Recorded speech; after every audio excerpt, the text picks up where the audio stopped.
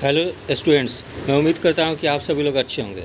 आज दिनांक 10 मई 2023 को दैनिक भास्कर समाचार पत्र में शिक्षक नियुक्ति से संबंधित एक महत्वपूर्ण खबर प्रकाशित हुई है। शीर्षक है 36 जिलों से शिक्षकों के आरक्षण रोस्टर क्लियर होकर मुख्यालय को मिले। बीपीएससी से 1,78,000 शिक्षक भर्ती परीक्षा का 4 दिनों में फाइनल हो जाएगा परीक्षा पैटर्न। तो कक्षा 1 से 12 तक बीपीएससी से प्रतियोगिता परीक्षा के माध्यम से 1,78,026 शिक्षकों की भर्ती के लिए सिलेबस अगले 4 दिन में फाइनल हो जाएगा। परीक्षा पैटर्न, पात्रता व सिलेबस तय करने की तैयारी अंतिम चरण में है। इस मामले पर बीपीएससी और शिक्षा विभाग के अधिकारियों के बीच बैठक भी हुई थी। प्रारंभिक स्कूलों के शिक्षक के आरक्षण रोस्टर क्लियर कर अरवल और बांका को छोड़ सभी जिलों ने भेज दिए हैं। यानी कि लगभग 36 जिलों से आरक्षण रोस्टर क्लियर कर मुख्यालय को भेज दी गई है। सिर्फ 2 जिलों की बची हुई है, अरवल और बांका। माध्यमिक व उच्च माध्यमिक शिक्षकों का भी रोस्टर क्लियर हो गया है। बुधवार की शाम तक शेष जिलों से रोस्टर क्लियर कर शिक्षा विभाग को मिल जाएंगे। कक्षा 1 से 5 तक समान अध्ययन के प्रश्न रह सकते हैं। यानी कि कक्षा 1 से 5 तक में केवल समान अध्ययन से प्रश्न पूछे जाएंगे, जबकि कक्षा 6 से 8, कक्षा 9 और 10 और कक्षा 11 और 12 के लिए समान अध्ययन के साथ संबंधित विषय से भी प्रश्न होंगे।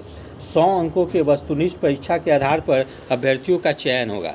यानी प्रश्नों की संख्या 100 रह सकती है, जबकि कुछ लोग 150 भी बोल रहे हैं। लेकिन यहाँ पेपर से स्पष्ट हो रही है कि कक्षा 1 से लेकर 12वीं तक जो परीक्षाएं जो होगी उसमें 100 अंकों के ही वस्तुनिष्ठ प्रश्न रहेंगे।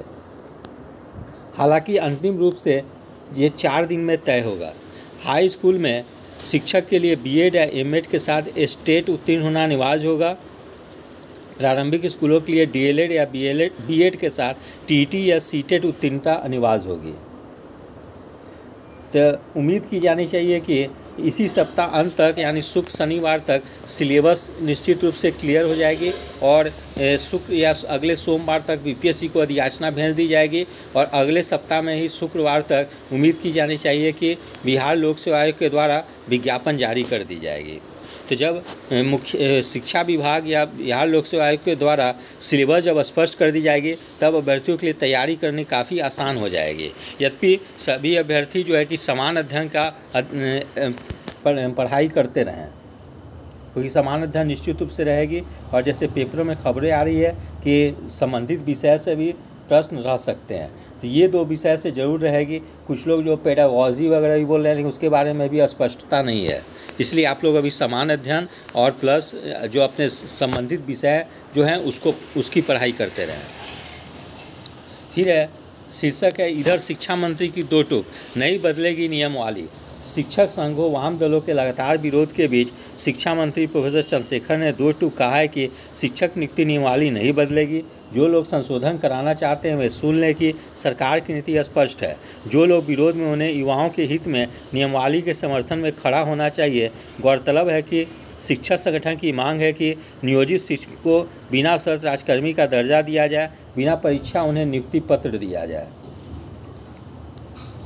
इसी तरह की खबरें आई है दैनिक जागरण में। शीर्षक है नई शिक्षक नियुक्ति नियमावली नहीं बदलेगी, विरोध करने वाले रोजगार विरोधी। शिक्षा मंत्री तो शिक्षा मंत्री प्रोफेसर चंद्रशेखर ने कहा कि बिहार राज्य अध्यापक नियमावली 2023 में ना कोई बदलाव और ना संशोधन होगा।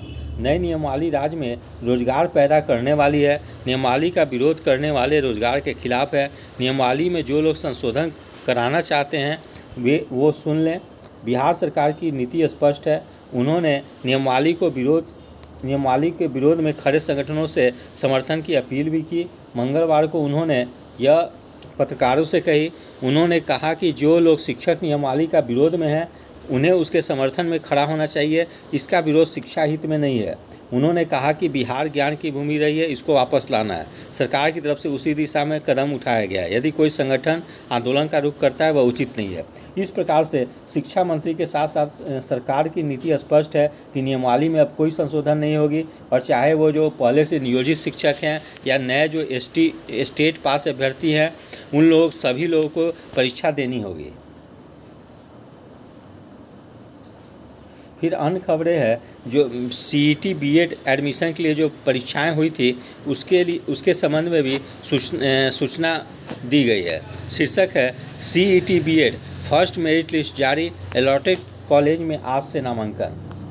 राज्य स्तरीय 2 वर्षीय BEd एवं शिक्षा शास्त्री में नामांकन के लिए मंगलवार को फर्स्ट मेरिट लिस्ट जारी कर दी गई। आवंटित कॉलेजों की सूची आधिकारिक वेबसाइट पर उपलब्ध है। राज्य भर के 343 BEd कॉलेज में मौजूद 37,450 सीटों के विरुद्ध अभी 36,188 सीटें आवंटित कर दी गई है। बाकी बची सीटों के लिए सेकेंड मेरिट लिस्ट 29 मई को जारी होगी। अभ्यर्थियों को उनका कॉलेज उनके द्वारा किए गए चॉइस फिलिंग की प्राथमिकता को ध्यान में रखकर किया गया है। सेकेंड लिस्ट के बाद भी अगर सीटें खाली रहती है तो 14 जून से स्पॉट राउंड के तहत नामांकन लिया जाएगा। अभ्यर्थी आधिकारिक वेबसाइट पर लॉगिन कर 10 से 22 मई तक अलॉटेड कॉलेज को स्वीकार कर 3,000 रुपये आंशिक नामांकन शुल्क के रूप में जमा करेंगे। 10 मई से 25 मई तक अलॉटेड कॉलेज में ही पेपर वेरिफिकेशन के बाद छात्र छात्राएं नामांकन ले सकते हैं। फिर यहाँ नामांकन की प्रक्रिया भी दी गई है। फिर यहाँ पे किस कॉलेज में कितनी सीटें हैं वो भी यहाँ डिटेल में दी गई है। जैसे आर्यभट्ट ज्ञान विद्यालय में 33 कॉलेज पर सीट है 3,000। इसी तरह से विभिन्न कॉलेज की सीटों की संख्या दी गई है। तो सबसे कम फी जो है पटना विश्वविद्यालय की है, जिसमें मात्र 3 कॉलेज ही आते हैं। सीटों की संख्या भी है वो 300 है, जबकि 261 आवंटित की गई है। इस प्रकार से आज के समाचार पत्र में कई महत्वपूर्ण खबरें थी। यदि आप सभी लोगों को मेरा अच्छा लगा हो, इसे लाइक से और सब्सक्राइब करें। धन्यवाद। Take care.